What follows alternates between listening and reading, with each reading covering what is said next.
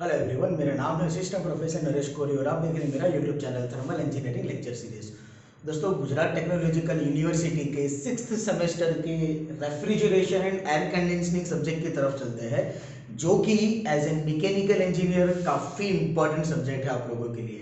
In future अगर आप लोग क्रायोजेनिक्स के अंदर या थर्मल इंजीनियरिंग फील्ड में अपना मास्टर डिग्री करना चाहते हो तो ये सब्जेक्ट आप लोगों के लिए काफ़ी इंपॉर्टेंट है। क्रायोजेनिक्स भी रेफ्रिजरेशन के रिलेटेड है, मतलब बिलो 0 डिग्री सेल्सियस टेम्परेचर के रिलेटेड काफ़ी चीज़ें पढ़ने को आती है। और थर्मल इंजीनियरिंग में अगर आप लोग मास्टर डिग्री कर रहे हो तो एडवांस रेफ्रिजरेशन इस तरह से आप लोगों को एक सब्जेक्ट पढ़ने में आएगा। मतलब RAC as being an mechanical engineer काफ़ी इंपॉर्टेंट है। दूसरी चीज़ ये इंपॉर्टेंट इसीलिए है कि ITI फील्ड, जो 10वीं के बाद में कुछ बच्चे ITI के अंदर पढ़ने के लिए जाते हैं, तो उस ITI के अंदर भी रेफ्रिजरेशन एंड एयर कंडीशनिंग करके एक अलग से फील्ड दिया हुआ है, जिसके अंदर भी आप लोगों को बेसिकली रेफ्रिजरेशन के बारे में ही पढ़ना है। अब जितना कुछ अपने बैचलर में, मतलब इस सेमेस्टर में रेफ्रिजरेशन एंड एयर कंडीशनिंग में पढ़ोगे, वो सारी चीजें आप लोगों को ITI के अंदर आपके बच्चों को सिखाना होगा।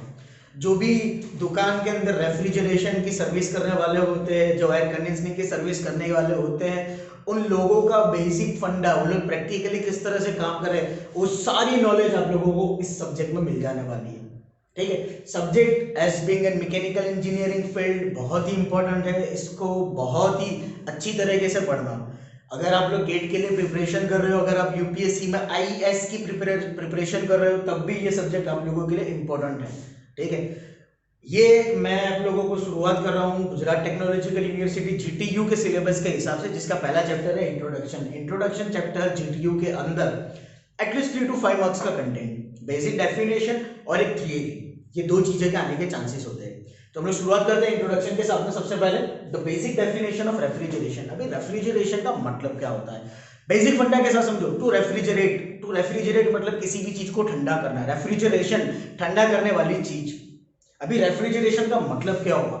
इट इज द प्रोसेस, ये एक ऐसी प्रोसेस है, it is the process in which the temperature of the particular area और space, the temperature of the particular area और space will be lower.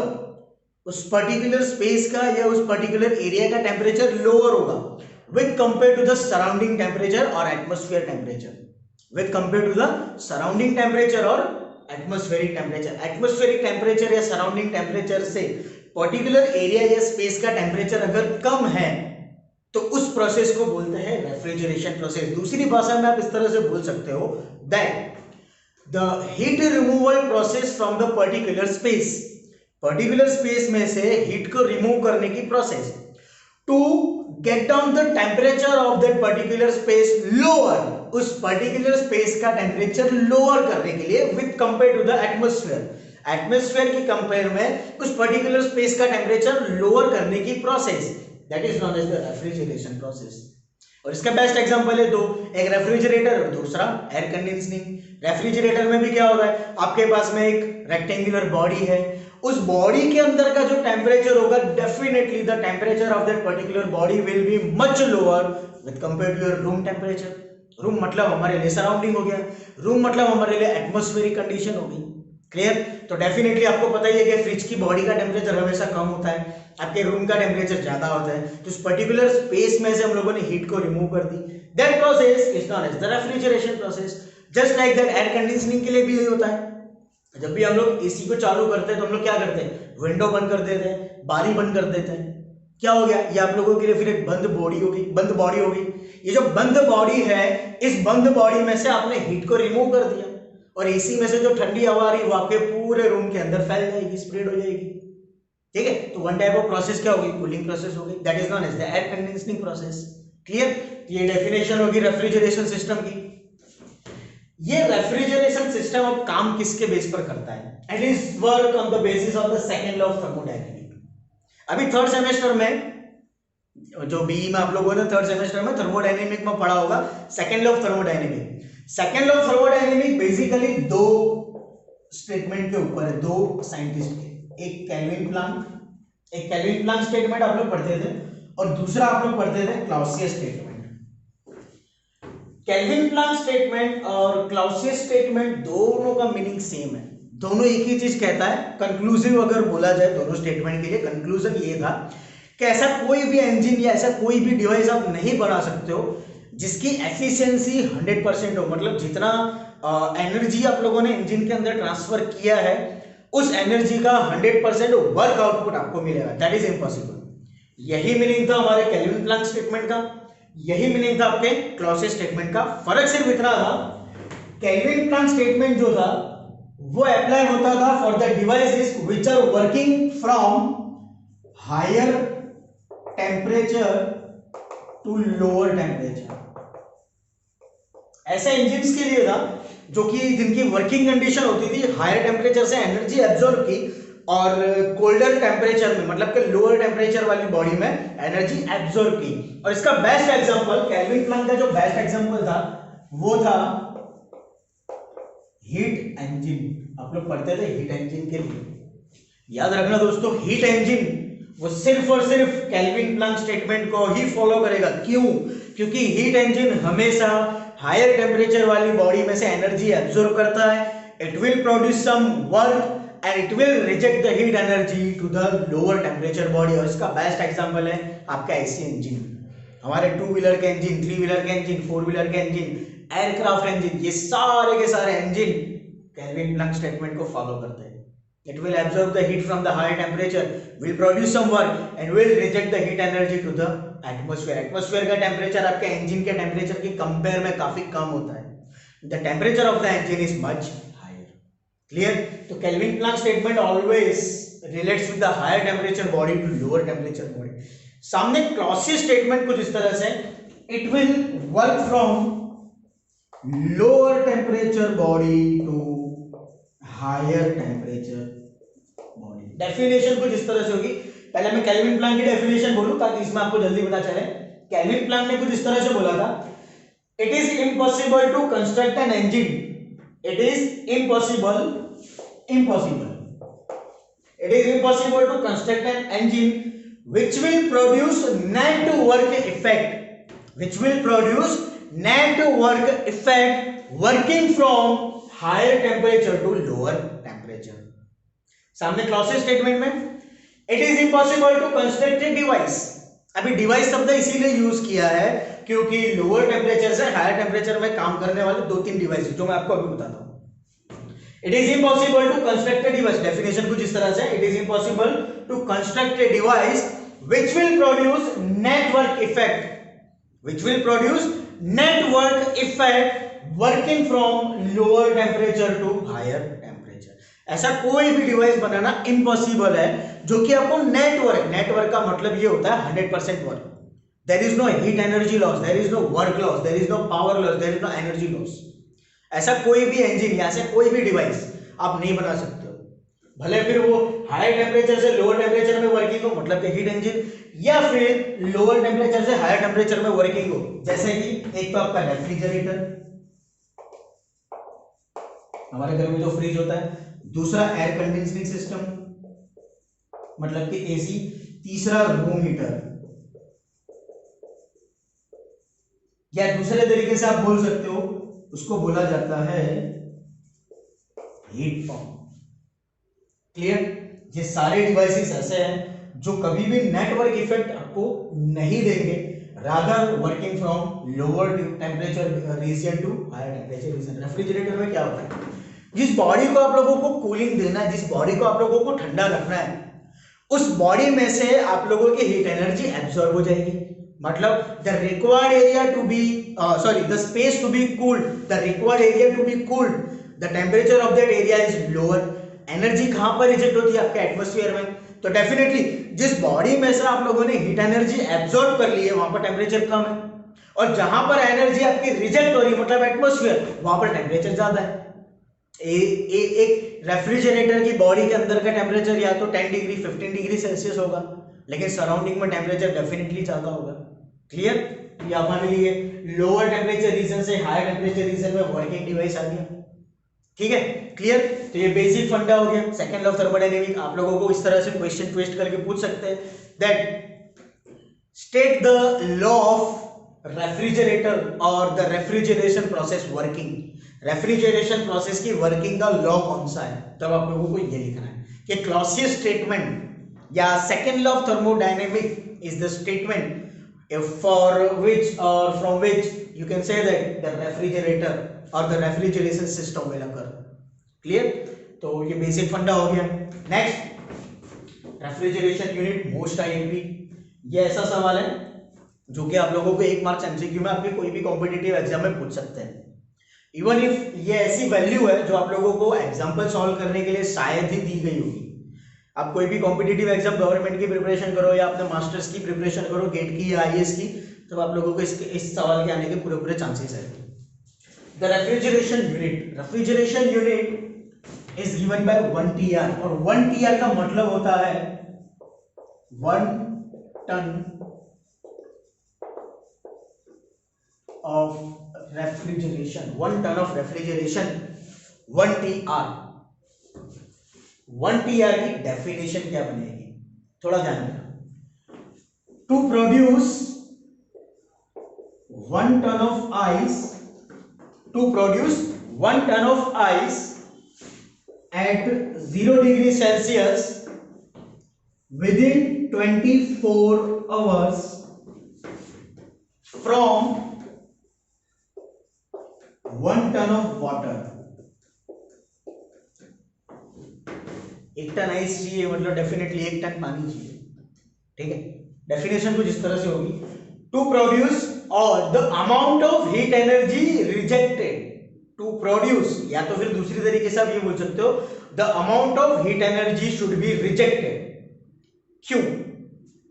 Water में से एनर्जी रिजेक्ट होगी तभी जाकर के उस लिक्विड का सॉलिड में कन्वर्जन होगा, मतलब कि आपके पानी का आइस में कन्वर्जन होगा। कब? जब वाटर अपनी हीट एनर्जी रिजेक्ट करेगा तब।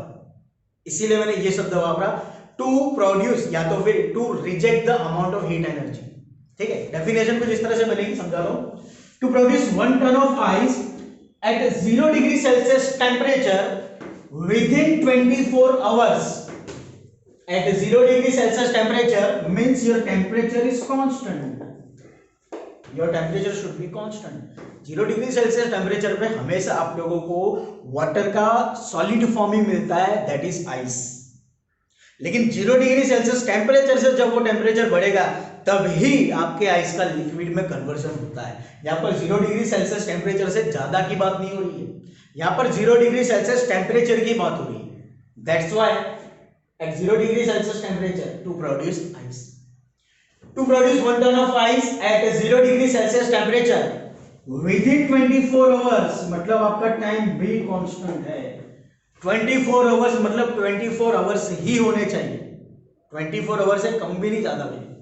24 आवर्स की लिमिट में ही, 24 आवर्स के ड्यूरेशन में ही 1 ton ice 0 degree Celsius temperature पर प्रोड्यूस करने के लिए 1 टन वाटर में से जो एनर्जी आप लोग रिजेक्ट करेंगे, 1 टन वाटर में से the amount of heat energy should be rejected, that value is known as the 1 TR, मतलब कि 1 टन ऑफ रेफ्रिजरेशन। अभी वाटर का आइस में कन्वर्जन करना है, मतलब वाटर की some amount of energy should be rejected and that energy is known as the latent heat. मतलब लेटेंट हीट का मतलब यही होता है, आप लोगों ने फर्स्ट सेमेस्टर जो डिग्री में थे बीएमई में पढ़ा होगा, latent heat of water. Latent heat का मतलब ये होता है अगर फेज चेंज करनी है, मतलब कि सॉलिड से लिक्विड में जाना है तो कितनी अमाउंट की हीट एनर्जी देनी पड़ेगी, दैट इज लेटेंट हीट। अगर लिक्विड से सॉलिड में आना है वाटर के लिए तो कितनी एनर्जी रिजेक्ट करनी पड़ेगी, दैट इज लेटेंट हीट। तो वाटर की लेटेंट हीट होती है latent heat of ice. Ice इसीलिए बोला है क्योंकि आपको वाटर में से आइस का कन्वर्जन करना है। लेटेंट हीट होता है 334.7 किलो जूल पर किलोग्राम। इतनी अमाउंट की हीट एनर्जी पर किलोग्राम वाटर में से 334.7 किलो जूल जितनी एनर्जी जब हम लोग रिजेक्ट करेंगे तब हम लोगों को वाटर में से आइस मिलेगा। ठीक है, तो वैल्यू भी इस तरह से बनेगी 1 TR की value 1 TR is equal to the latent heat multiply, अभी ये वैल्यू क्या है 907.18, ये है आप लोगों का किलोग्राम। प्रैक्टिकली एक्सपेरिमेंट करने के बेस पर हम लोगों वैज्ञानिकों को, साइंटिस्ट को ये मिला था कि 1 टन की वैल्यू किलोग्राम के अंदर कन्वर्ट करने पर 907.18 किलोग्राम मिल रहा है। मतलब ये डेफिनेशन 1 टन, वैसे तो जनरली हम लोग 1 टन मतलब 1000 किलोग्राम गिन के चलते हैं, लेकिन यहाँ पर 1000 किलोग्राम नहीं है। Practically mass of water is different, that's why हम लोगों को किलोग्राम मिला था 907.18 किलोग्राम। तो ये मास आ गया आप लोगों का। इतने मास में इतनी एनर्जी इतने टाइम के ड्यूरेशन में रिजेक्ट करनी है। क्लियर? 907.18 किलोग्राम इतने मास के वाटर में से 334.7 किलोजूल पर किलोग्राम हीट एनर्जी एब्जॉर्ब करनी है, सॉरी रिजेक्ट करनी है विद इन 24 आवर्स। मतलब पर आवर कितनी एनर्जी रिजेक्ट होगी, अगर आपके पास में उतनी वैल्यू है तब 24 आवर्स में 1 टन ऑफ आइस प्रोड्यूस कर सकते हो। सिंप्लीफिकेशन करने पर वैल्यू मिली थी 12,651.38 किलोजूल पर आवर इतनी एनर्जी आपको रिजेक्ट करनी पड़ेगी। मतलब पर मिनट अगर कन्वर्ट करना है तो आवर को मिनट में कन्वर्ट कर दो, divide by 60, 210.85। Generally round figure को इस तरह से लिया जाता है 211 किलोजूल पर मिनट। और इस मिनट को सेकंड में कन्वर्ट करना हो तो फिर से 60 से डिवाइड कर दो, 3.5 किलोवाट। किलोवाट इसीलिए क्योंकि जब यहाँ पर मिनट को सेकंड में कन्वर्ट करोगे इट विल बिकम किलोजूल पर सेकंड, जूल पर सेकंड मतलब what, that's why 3.5 kilowatt.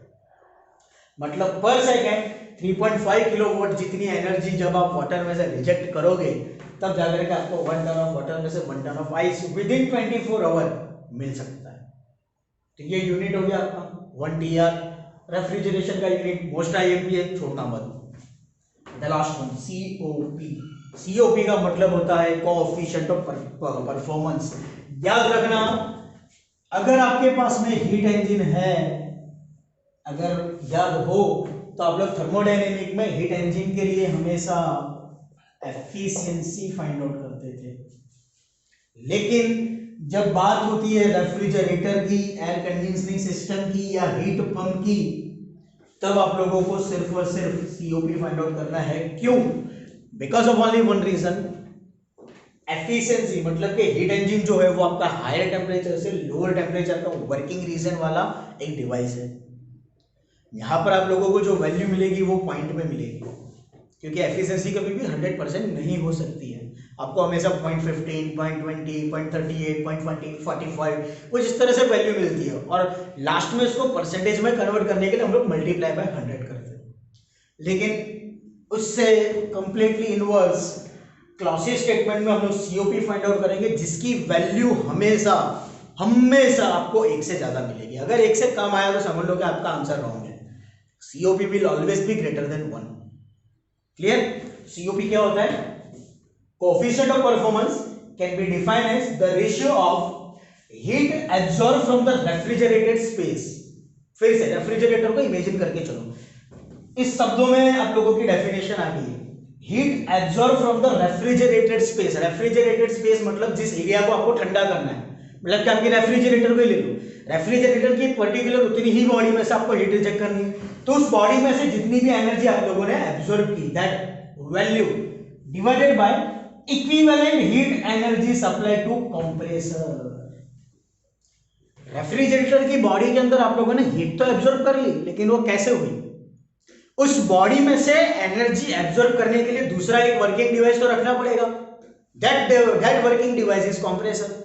Compressor अगर आपको देखना हो तो आपके घर के फ्रिज के पीछे, घर में देखना, आपके घर में जो फ्रिज होगा उसके फ्रिज के पीछे के भाग पे एक ब्लैक कलर का गोल राउंड में एक डब्बा जैसा रखा होगा, that is the working device and that is the known as the compressor.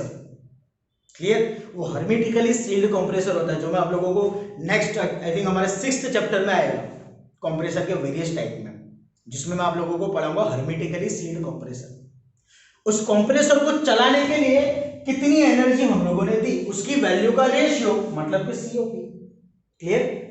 The amount of heat energy should be absorb from the refrigerated space. मान लो कि रेफ्रिजरेशन आपके एरिया को कूल करने के लिए आप लोगों को मान लो 200 किलोजूल जितनी एनर्जी एब्जॉर्ब करनी पड़ रही है, सामने कंप्रेसर को मान लो आप लोगों ने 200 किलोजूल की जितनी एनर्जी ट्रांसफर की है, उन दोनों का रेशियो।